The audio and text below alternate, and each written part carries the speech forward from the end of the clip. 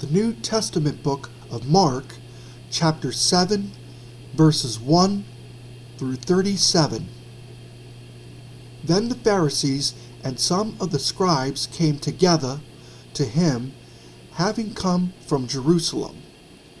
Now when they saw some of his disciples eat bread with defiled, that is, with unwashed hands, they found fault. For the Pharisees and all the Jews do not eat unless they wash their hands in a special way, holding the tradition of the elders. When they come from the marketplace, they do not eat unless they wash, and there are many other things which they have received and hold, like the washing of cups, pitchers, copper vessels, and couches. Then the Pharisees and scribes asked him, "Why do your disciples not walk according to the tradition of the elders, but eat bread with unwashed hands?" He answered and said to them, "Well, did Isaiah prophesy of you, hypocrites, as it is written, 'This people honors me with their lips, but their heart is far from me, and in vain they worship me, teaching as doctrines the commandments of men. For laying aside the commandment of God, you hold the tradition of men, the washing of pitchers and cups, and many other such things you do." He said to them, "All too well you reject the commandment of God, that you may keep your tradition. For Moses said, 'Honor your father and your mother,' and 'He who curses father or mother, let him be put to death.'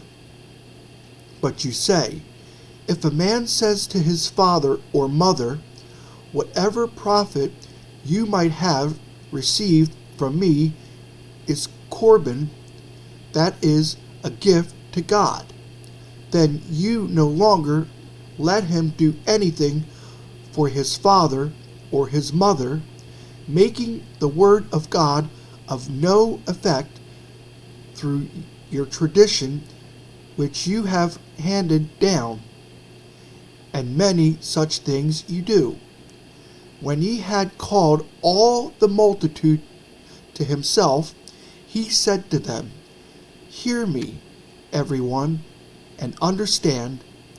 There is nothing that enters a man from outside which can defile him, but the things which come out of him, those are the things that defile a man. If anyone has ears to hear, let him hear." When he had entered a house away from the crowd, his disciples asked him concerning the parable. So he said to them, "Are you thus without understanding also?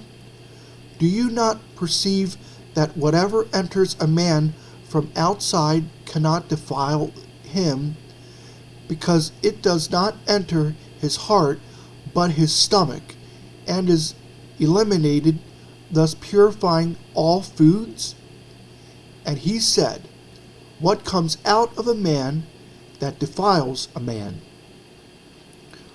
For from within, out of the heart of men, proceed evil thoughts, adulteries, fornications, murders, thefts, covetousness, wickedness, deceit, lewdness, an evil eye, blasphemy, pride, foolishness.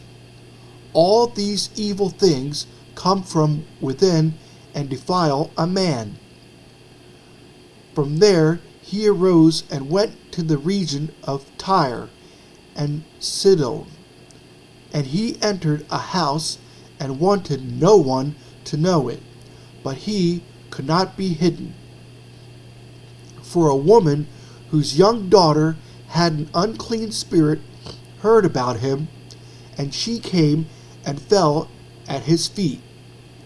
The woman was a Greek, a Syrophoenician by birth, and she kept asking him to cast the demon out of her daughter.